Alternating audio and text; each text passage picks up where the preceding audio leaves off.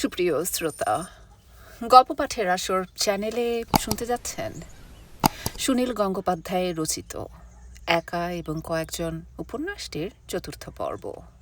আমি ওয়ারা করিম, সাথে থাকুন।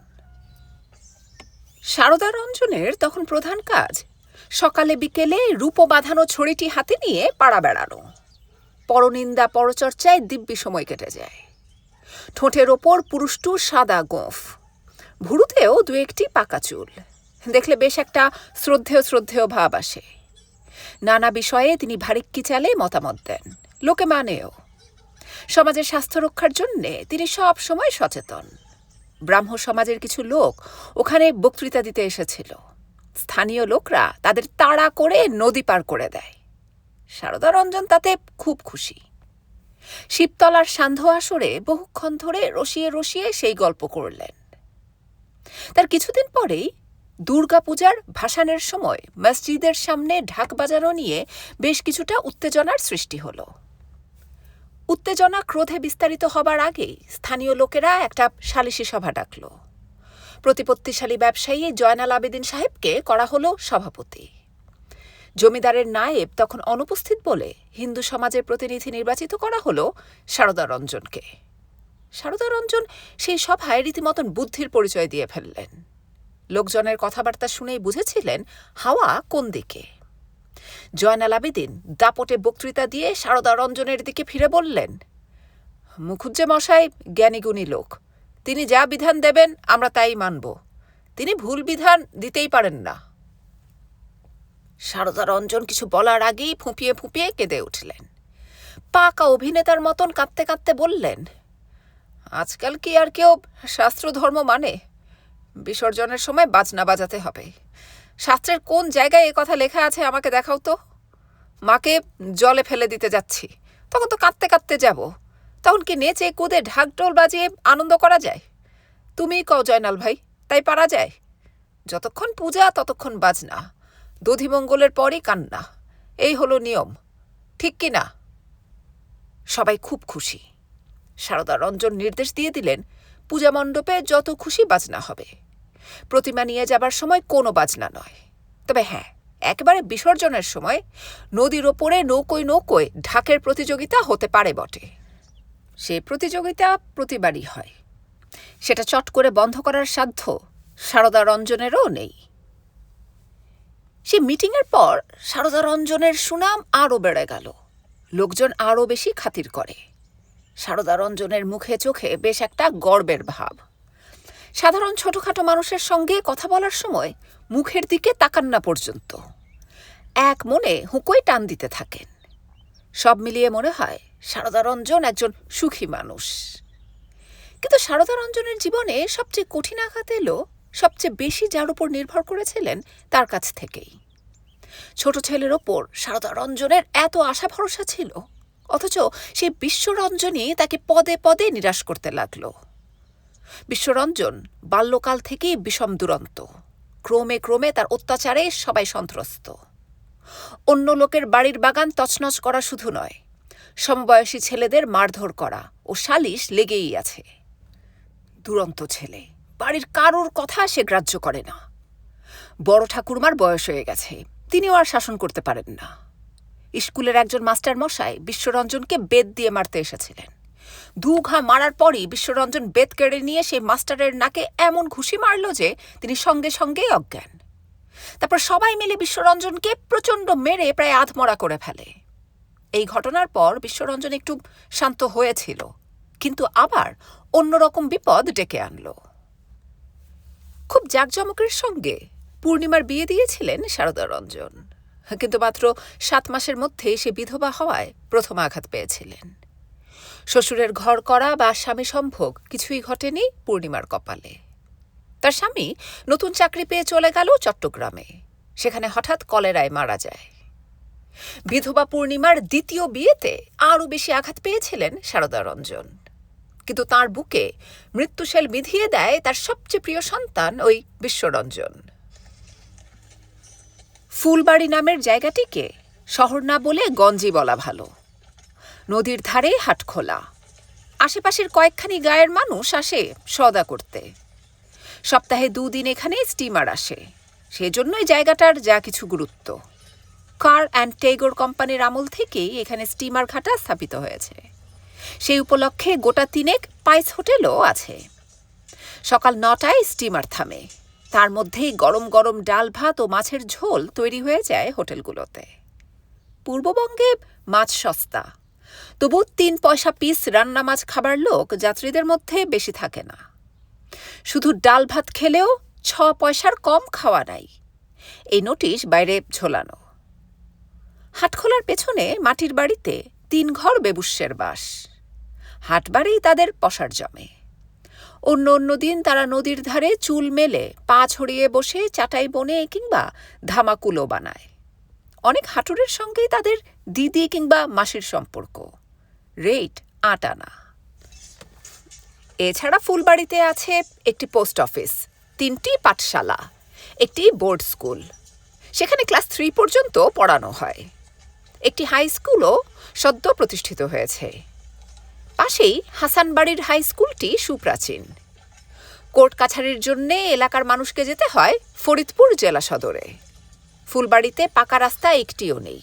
একটি সুরকির রাস্তা 3-4 মাইল গিয়ে বড় খালে ডুব দিয়ে আবার ওপারে উঠেছে। খালে কোনো সেতু নেই। এ শহরে পাকা বাড়ির সংখ্যা 10-12 খানার বেশি নয়। ব্রাহ্মণ আছে 5 ঘর, কায়স্থ ও বৈদ্য বেশ কিছু, নমশূদ্রের সংখ্যা অনেক। পাশের গ্রামটি মুসলমান প্রধান। ফুলবাড়ির প্রধান মাতব্বর জয়নাল আবেদিন। তার ছিট কাপড় ও বেনিতি মশলার বিরাট ব্যবসা। যেখানে সেখানে ছড়িয়ে আছে বাঁশবন, তার মধ্যে ডাউক বা ডাহুক আর কুবো পাখির ডাক শোনা যায় সব সময়। সন্ধ্যের পরই প্রান্তর ভরিয়ে ভেসে ওঠে শেয়ালের ডাক।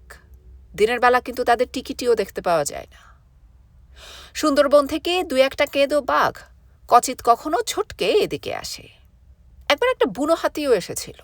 কোথা থেকে এসেছিল কে জানে। লোকে বলে আসামের বন্যায় ভাসতে ভাসতে এসে ঠেকেছিল হাসানবাড়িতে। সাপ আছে প্রচুর, আর ভূত প্রেত ও ব্রহ্মদৈত্যের তখনও অপ্রতিহত রাজত্ব চলেছে। ইলেকট্রিক আলো কেউ চোখে দেখেনি। হ্যাজাকবাতি জ্বালানো হয় শুধু উৎসবের সময়। ডিগবয়ে পেট্রোল ও কেরোসিন আবিষ্কারের পর থেকেই মাত্র হ্যারিকেনের যুগ শুরু হয়েছে। তার আগে পর্যন্ত রেডির তেলের সেচবাতি। সারদা রঞ্জনের বাড়ি বলতে এতদিন পর্যন্ত ছিল 2খানি টিনের চালা দেওয়া মাটির দেওয়ালের ঘর ও একটি খড়ের চালার রান্নাঘর। সম্প্রতি তিনি একটা 1তলা পাকা দালান তুলেছেন। তার সামনের দিকে বৈঠকখানা, পেছনে ছোট ছোট ঘরে ছেলেদের পড়াশুনো ও শোবার জায়গা। কাঠের সিন্দুকটাও দালানে স্থানান্তরিত করা হয়েছে। কিন্তু সারদা রঞ্জন 2 স্ত্রীকে নিয়ে এখনও মাটির ঘরেই থাকেন। ছেলেরা ধাঁ ধাঁ করে বড় হয়ে যাচ্ছে। প্রিয়রঞ্জন ম্যাট্রিক পাশ করেই সরকারি কালেক্টরিতে চাকরি পেয়ে গেল। থাকতে হয় বরিশালে। মাসে 1বার করে বাড়িতে আসে। ঝালকাঠির এক বর্ধিষ্ণু গৃহস্থের মেয়ের সঙ্গে তার বিয়েও দেয়া হলো। পূর্ণিমা বিধবা হয়ে ফিরে এসে বাপের সেবা করে। চিররঞ্জন ম্যাট্রিক পাশ করে পড়তে চলে গেল কলকাতার কলেজে। খবরের কাগজ দেখে নিজেই চিঠিপত্র লিখে চিররঞ্জন কলকাতার একটি বাড়িতে ছেলে মেয়ে পড়াবার বিনিময়ে থাকা খাওয়ার জোগাড় করে নিয়েছে। নিখিল রঞ্জনের মনের গতি টের পাওয়া যায় না। চুপচাপ গম্ভীরভাবে থাকে ও স্বামী বিবেকানন্দের বই পড়ে। একবার ম্যাট্রিকে সে ফেল করেছে। ছোট ছেলে বিশ্বরঞ্জনের পড়াশুনোয় বেশ মাথা আছে, কিন্তু একদম মন নেই। একদণ্ড তাকে ঘরের মধ্যে চুপ করে বসিয়ে রাখার উপায় নেই। গ্রামের স্কুলে মারামারি করার পর তাকে হাসানবাড়ির হাই স্কুলে ভর্তি করিয়ে দেওয়া হলো। গোয়াড়ের মতন রোজ 4 মাইল হেঁটে সে সেই স্কুলে যায়। কোনোদিন একবারও আপত্তি তোলেনি। কিন্তু স্কুল থেকে ফেরে অনেক দেরি করে। দাদারা কখনো এরকম সাহস পেত না। সারদা রঞ্জনের বাড়ির পাশেই একটা বড় পুকুর, দিঘি বলা হতো তাকে। তার ওপাশে রায়চৌধুরীদের বাড়ি। ও বাড়িতে দুর্গাপুজো কালী পুজো হতো খুব ধুমধাম করে। মস্ত বড় বাড়ি, উঠোনে বিরাট ধানের গোলা। রায়চৌধুরীদের বন্দুকও ছিল। বাড়ির কর্তারা অবশ্য প্রায় কেউই থাকতেন না, কলকাতায় ব্যবসা করতেন। উৎসবের সময় আসতেন দলবল নিয়ে। রায়চৌধুরীদের বাড়ির 2খানা ঘরে থাকত 8-10টি ছেলে। অনাথ, দরিদ্র বা বাড়ি পালানো ছেলেরা দরখাস্ত করে এখানে জায়গা পেত। তাদের থাকা, খাওয়া ও পড়ার খরচ লাগতো না। ঘর দুটো জুড়ে তক্তপোষ পাতা, তার উপর ঢালাও বিছানা। সে বিছানা গোটানো হতো না কখনো। সকালে মুড়ি ও গুড়, দুবেলা পেট ভরা ভাত, মাসে 2 টাকা হাত খরচ, এবং দুর্গাপুজোর সময় 2খানা করে ধুতি ও জামা। এই ছিল বরাদ্দ। রায়চৌধুরীদের বাড়িতে ওইসব আশ্রিত ছেলেদের মধ্যে একজন পরবর্তীকালে অবিভক্ত বাংলার মন্ত্রী হয়েছিলেন। একজন হয়েছিলেন কলকাতায় 32 টাকা ভিজিটের ডাক্তার ও একজন চলচ্চিত্র পরিচালক। ম্যাট্রিক পরীক্ষায় পাশ করার পর ওইসব ছেলেরা চলে যেত, আসতো নতুন ছেলেরা। কিন্তু পুরনো ছেলেদের মধ্যে অনেকেই ও বাড়ির মায়া কাটাতে পারত না, ফিরে ফিরে আসতো বারবার। এবং বাড়ির ছেলের মতনই তাদের জন্য ছিল অবারিত দ্বার। তারা ওই শহরে নিয়ে আসতো বাইরের জগতের হাওয়া। তারা ফুটবল ক্লাব, যাত্রা পার্টি গঠন করত। তারা একটা ছোটখাটো পাবলিক লাইব্রেরিও তৈরি করেছিল। ওই রকম একজন প্রাক্তন ছাত্র ছিল অমরনাথ ভাদুড়ী। বরিশাল BM কলেজে বিএ পড়তে পড়তে প্রায় ছুটি ছাটায় সে আসতো ফুলবাড়িতে। স্থানীয় ছেলেদের মধ্যে তার খুব প্রভাব। যাত্রা থিয়েটার সংগঠনে অমরনাথ খুব ওস্তাদ। অমরনাথের গানের গলাও ছিল খুব সুরেলা। অমরনাথের পূর্ব পরিচয় কেউ জানত না। কোনোদিন সে কারুকে নিজের বাবা মায়ের কথা ঘুণাক্ষরেও বলেনি।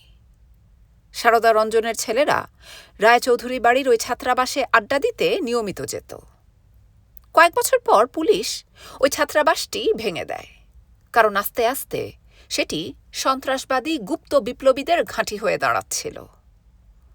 অমরনাথ এসে পূর্ণিমাকে বিয়ে করার প্রস্তাব দেবার পর সারদা রঞ্জন যখন তাকে মারতে উঠেছিলেন, তখন সারদা রঞ্জনের ছোট ছেলে বিশ্বরঞ্জন মাঝখানে লাফিয়ে পড়ে বাপের হাত থেকে লাঠি কেড়ে নেয়। বিশ্বরঞ্জনের বয়স তখন সবে 14, কিন্তু সবল চেহারা। লাঠিখানা কেড়ে নিয়েই হাঁটুর জোর দিয়ে মট করে ভেঙে ছুঁড়ে ফেলে দিয়ে বাবার মুখোমুখি চোখ রাঙিয়ে দাঁড়ায়। তার সেই অদ্ভুত ধরনের ঘৃণা আর ক্রোধ। সেদিনই সবাই বুঝেছিল এই ছেলে বিপজ্জনক। এই গোয়ার গোবিন্দ ছেলেকে ঘাঁটানো সহজ হবে না। পড়াশোনায় মন ছিল না বিশ্বরঞ্জনের, কিন্তু ম্যাট্রিক পরীক্ষায় সে সবাইকে তাজ্জব বানিয়ে ফার্স্ট ডিভিশনে পাশ করল এবং তারপরেই ঘোষণা করল সে আর পড়াশোনাও করবে না। বই পড়তে তার ভালো লাগে না। ছেলের সাফল্যে সারদা রঞ্জন যেমন গর্বিত হয়েছিলেন, তেমনি নিরাশ হলেন এই ঘোষণায়। কত সাধ ছিল এই ছেলেকে তিনি ডাক্তারি পড়াবেন। এখন তার সেই সামর্থ্যও হয়েছে। ছেলেকে ডেকে জিজ্ঞেস করলেন, পড়াশুনো করবি না তো তাহলে তুই কি করতে চাস? গোঁজ হয়ে দাঁড়িয়ে থেকে বিশ্বরঞ্জন উত্তর দিল, কিচ্ছু না। কিছু না মানে? এ কথার মানে কি? বিশ্বরঞ্জন নীরবে সোজা চোখ তুলে বাবার দিকে তাকালো। চোখের পলক পড়ে না, অর্থাৎ সব কথার মানে সে সবাইকে বুঝিয়ে বলতে প্রস্তুত নয়, নিজের বাবাকেও নয়। ক্রমশ আবিষ্কৃত হল বিশ্বরঞ্জন একজন শিল্পী। বাড়ির পেছনের আমবাগানে বহুকালের পরিত্যক্ত একটা গোয়াল ঘর ছিল। সেখানে বিশ্বরঞ্জন মাটি দিয়ে নানা রকম মূর্তি তৈরি করে। সরস্বতী, মহাদেব, লাঙল কাঁধে কৃষক, সম্রাট শাহজাহান, গাছের নিচে গৌতম বুদ্ধ। একটি মূর্তি খুব বিরাট, বাঙালি চেহারার সিন্ধুবাদ নাবিকের কাঁধের ওপর ব্রিটিশ রূপী দৈত্য। সেই গোয়াল ঘরে সাপখোপের বাসা, কিন্তু বিশ্বরঞ্জন ওসব কিছু গ্রাহ্য করে না। তার সেই শিল্পকলার চর্চার স্থানটি বিশ্বরঞ্জন বহুদিন গোপন রেখেছিল। আস্তে আস্তে সেটি পাড়া প্রতিবেশীর গোচরে আসে। শিল্পী বলতে যেরকম মানুষের কথা মনে হয়, বিশ্বরঞ্জন মোটেই সেরকম না। তার গুন্ডার মতন চেহারা, লোকের সঙ্গে মারধর করে, শাসায়। আবার কখনো কখনো সে আমবাগানের গোয়াল ঘরে একা একা ঘন্টার পর ঘন্টা বসে মাটি দিয়ে মূর্তি বানায়। তখন নাওয়া খাওয়ার কথাও মনে থাকে না তার। অথচ তার চরিত্রে একটা নিষ্ঠুরতা ছিল সবসময়ই। তার কোনো ঘনিষ্ঠ বন্ধু ছিল না। প্রায় কৈশোর থেকেই তাকে কেউ কাঁদতে দেখেনি। হালকা রসিকতা বা আমোদ প্রমোদ কখনো তার রুচিতে দেখা যায়নি। পাশের গ্রামের শেয়াল মারা পার্টিতে বিশ্বরঞ্জন অগ্রণীর ভূমিকা নেয়। শেয়ালের অত্যাচারে অতিষ্ঠ হয়ে হাসান বাড়ির লোকেরা একদিন দল বেঁধে শেয়াল মারতে বেরোয়। তাদের সঙ্গে সঙ্গে বল্লম হাতে বিশ্বরঞ্জন। দিনের বেলা শেয়ালগুলো লুকিয়ে থাকে মাটির তলায়, উপরে অনেকগুলো গর্ত। একটা দিয়ে খোঁচাখুচি করলে আরেকটা দিয়ে পালায়। খুঁজে খুঁজে সবকটা গর্তের মুখ বন্ধ করে শেষ গর্তটায় আগুন লাগিয়ে দেওয়া হয়। ধোঁয়ায় আর আগুনের আঁচে শেষ পর্যন্ত শেয়াল বেরুবেই। দূরে লোকজন লাঠি হাতে গোল হয়ে দাঁড়িয়ে থাকে, বেরুলে লাঠি পেটা করে মারা। কিন্তু অসীম সাহসী বিশ্বরঞ্জন একটা শিয়ালকে বল্লম দিয়ে গেঁথে সেই গগনভেদী চিৎকাররত প্রাণীটিকে পুনর্বার আগুনে নিক্ষেপ করল। দগ্ধ শরীরে শিয়ালটা যতবার ছুটে আসছে, বিশ্বরঞ্জন সেটাকে ততবার আগুনের দিকে ঠেলে দিচ্ছে। শেষ পর্যন্ত সেই শিয়াল বিশ্বরঞ্জনের উরু কামড়ে ধরেছিল। ইফতিখার নামে একটি ছেলে কোনো ক্রমে ছাড়িয়ে না দিলে বিশ্বরঞ্জনকে প্রাণে বাঁচানো শক্ত হতো। এই বিশ্বরঞ্জনই আবার তন্ময় হয়ে বসে বসে নিজের গড়া মূর্তির চোখের পাতা আঁকে। একদিন সারদারঞ্জন এসে হাজির হলেন সেই আমবাগানের স্টুডিওতে। বহুক্ষণ ধরে বিশ্বরঞ্জনকে খেতে ডাকা হচ্ছিল, কিন্তু তার কোনো সাড়া নেই। সারদারঞ্জন নিজেই চলে গেলেন সেই গোয়াল ঘরে। সেই সব মূর্তি টুর্তি দেখে জিজ্ঞেস করলেন, এসব কি? বিশ্বরঞ্জন কোনো উত্তর দিল না। দু হাতেই কাদা মাখা কি যেন একটা অতিকায় প্রাণী তৈরি করছিল সে। সারদারঞ্জন আবার জিজ্ঞেস করলেন, এসব কি হচ্ছে? শেষ পর্যন্ত কি তুই কুমোর হবি নাকি, না পট হবি? এসব লক্ষ্মী সরস্বতী এসব বানিয়েছিস কেন? বিক্রি করবি? না। তাহলে জানিস না এসব ঠাকুর দেবতার মূর্তি বানালে পুজো করতে হয়? এমনি এমনি কেউ রাখে? পড়াশুনো ছেড়ে দিয়ে এইসব? ছি ছি ছি ছি ছি ছি। আমি মেজদাকে চিঠি লিখেছি, আমি কলকাতায় গিয়ে আর্ট স্কুলে ভর্তি হব। Art school? সে আবার কি? কোনো ভদ্রবংশের ছেলে সেখানে যায়? আর্টের আবার স্কুল? ম্যাট্রিকুলেশন পাস দিয়ে তুই কি আবার স্কুলে ভর্তি হবি? আপনি সব খবর রাখেন না। পারিবারিক প্রথা অনুসারে বিশ্বরঞ্জন বাবাকে আপনি বলে সম্বোধন করত বটে, কিন্তু কথাবার্তায় বিনয় বা শ্রদ্ধা দেখানোর ভাব তার ধাতে ছিল না। কিছুক্ষণ কথাবার্তার পরই সারদারঞ্জন হঠাৎ রাগে দপ করে জ্বলে উঠলেন। ব্যক্তিত্ব প্রতিষ্ঠার জন্যে হুঙ্কার দিয়ে বললেন, এসব চলবে না, এসব চলবে না বলে দিলাম। বিশ্বরঞ্জন একটুও ভয় পায় না। ক্রোধে অন্ধ হয়ে সারদারঞ্জন হাতের লাঠি দিয়ে সিন্ধুবাদ মূর্তির ওপর একটা জোরে আঘাত করলেন। মূর্তিটার অনেকখানি ভেঙে গিয়ে বেরিয়ে পড়ল ভেতরের অন্ধকার। এতটা বাড়াবাড়ি করে সারদারঞ্জন বোধহয় একটু লজ্জিত হয়ে পড়েছিলেন, কিন্তু বিশ্বরঞ্জনের প্রতিক্রিয়া হলো অন্যরকম। নিজে এসে লাথি মেরে মেরে অন্য মূর্তিগুলো ভাঙতে লাগল। সরস্বতী শিব মূর্তি তার সবল পদাঘাতে ছিটকে পড়তে লাগলো চতুর্দিকে। সারদারঞ্জন স্তম্ভিত হয়ে দাঁড়িয়ে রইলেন। এ ছেলেকে তিনি চেনেন না। বাবা মায়ের মনে সবচেয়ে বেশি আঘাত লাগে যখন কোনো সন্তানের আচরণ তাদের কাছে দুর্বোধ্য মনে হয়। যে সন্তানকে চোখের সামনে এইটুকু থেকে বড় হতে দেখলেন, সেই যখন একদিন স্নেহ মমতায় ঘেরা বোধের সীমানা ভেঙে দিয়ে বাইরে দাঁড়ায়, তখন এই পৃথিবী রসশূন্য হয়ে যায়। পূর্ণিমার বিয়ের পর ফুলবাড়িতে আরেকটি আলোড়ন ঘটালেন গঙ্গাধর দত্ত। লোকের মুখে এর নাম হয়ে গিয়েছিল মরা গরু কি ঘাস খায় দত্ত। এরকম নামের উৎস এই। গঙ্গাধর তার বাবা মারা যাবার পর শ্রাদ্ধ করেননি, মাথা ন্যাড়া করেননি। স্থানীয় হিন্দু সমাজকে চমকে দিয়ে তিনি বলেছিলেন, মরা মানুষের আত্মা আবার পিণ্ডি খাবে কি? মরা গরু কি ঘাস খায়? এর উত্তরে দত্তবংশের কুল পুরোহিত মন্তব্য করেছিলেন, বৎস গঙ্গাধর, তোমার ব্যবহারটা কিয়ৎ পরিমাণে গোবৎসের মতন, কিন্তু তোমার বাপও যে গরু ছিলেন তা তো আমরা জানতাম না। গঙ্গাধর বেশ কিছুকাল দেশ ছাড়া ছিলেন। তার বিধবা দিদি ও বুড়ো বুড়ি মা থাকতেন শহরের একটেরে বাড়িতে। বুড়ি আগেই মরলেন, সিথির সিঁদুর অক্ষয় রেখে সতীলক্ষ্মীর মতন। কিন্তু বুড়ো মরার কিছুদিন আগে ফিরে এলেন গঙ্গাধর। মুখে এক মুখ দাড়ি ও অনর্গল হিন্দি ও ইংরেজি বুলি, লম্বা চওড়া চেহারা, ব্যবহারে একটা বেপরোয়া ভাব। মফস্বল শহরের নিস্তরঙ্গ জীবনে এইসব মানুষ এক একটা ঝড়ের মতন। গঙ্গাধর তার বাবার শ্রাদ্ধ অস্বীকার করায় সকলের মনে হল এরকম কাণ্ড ইতিহাসে কোনো দিন ঘটেনি। শুধু পারলৌকিক কাজ করতে অস্বীকারই নয়, মরা গরু কি ঘাস খায়, কিংবা বামুন নেবে টাকা শিখি আর সজ্ঞে আমার বাপ বগল বাজাবে, ফু ফু, এই ধরনের অশ্রদ্ধেয় উক্তি। যদিও এর বহু আগেই প্রিন্স দ্বারকানাথ ঠাকুরের ছেলে দেবেন্দ্রনাথ ঠাকুর, যার ডাকনাম ছিল মহর্ষি, তিনিও যে পিতৃশ্রাদ্ধ করতে অস্বীকার করেছিলেন সে খবর ওখানে কেউ রাখে না। গঙ্গাধর দত্তকে শাস্তি দেবার জন্য স্থানীয় হিন্দু সমাজ রে রে করে উঠল, কিন্তু শেষ পর্যন্ত দেখা গেল শাস্ত্র বহির্ভূত নিছক লোকাচার নির্ভর হিন্দু সমাজের নিয়মকানুন খুব কড়া হলেও ভেতরে ফক্কা।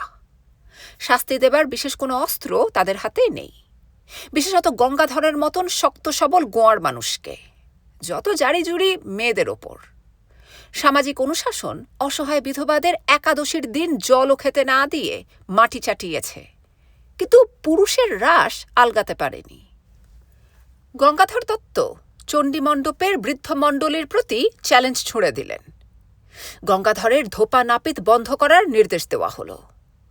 গঙ্গাধরের মুখ ভর্তি দাড়ি আর মাথায় লম্বা লম্বা চুল, তার নাপিতের দরকার নেই। বাড়িতে বিধবা বোনটা রয়েছে, জামা কাপড় সেই কেচে দেয়। গঙ্গাধর হা হা করে হেসে বলল, और क्या है बोलो, और क्या। সামাজিক ক্রিয়াকলাপে তার নেমন্তন্নও বন্ধ। তাতেও কিছু যায় আসে না, কারণ ইতিমধ্যেই আশেপাশের কয়েকখানা গায়ের ছেলে ছোকরারা গঙ্গাধরের অনুরক্ত হয়ে পড়েছিল। তখন চারদিকে রটে গেল যে গঙ্গাধর দত্তের বাবার অতৃপ্ত প্রেতাত্মা রোজ রাত্রিরে এসে শ্মশানতলার পাশে বাঁশবাগানের মধ্যে কাঁদে। অনেকেই সে কান্না শুনেছে। এক রাত্রিরে দলবল নিয়ে গঙ্গাধর নিজে গেলেন শ্মশানতলায়। বেশ কিছুক্ষণ অপেক্ষা করার পর সত্যিই শুনতে পেলেন সেই কান্না। একটা প্রকাণ্ড কাঁপা কাঁপা অতি প্রাকৃত আওয়াজ সাইরেনের মতো উঁচুতে উঠে আস্তে আস্তে নেমে যাচ্ছে। কোনো মানুষ বা জীবজন্তুর গলা থেকে এরকম শব্দ বেরুতে পারে না। এরপর একটা মজার ব্যাপার ঘটেছিল। অত সাহসী ও প্রচণ্ড নাস্তিক গঙ্গাধর দত্তের ভূতের ভয় ছিল খুব। রাত্রির বেলা তার ভূতের ভয়ের কাছে কোনো যুক্তিতর্ক টিকত না। ভয় পেয়ে পাশের সঙ্গীকে জড়িয়ে ধরে গঙ্গাধর কাতরভাবে বলতে লাগলেন, true or false, true or false. Bhola, শিগগির বল, আমি একাই শুনতে পাচ্ছি না, তোরাও শুনেছিস। সে রাত্রিরে ভয় পেয়ে তারা সদল বলে পালিয়ে আসে।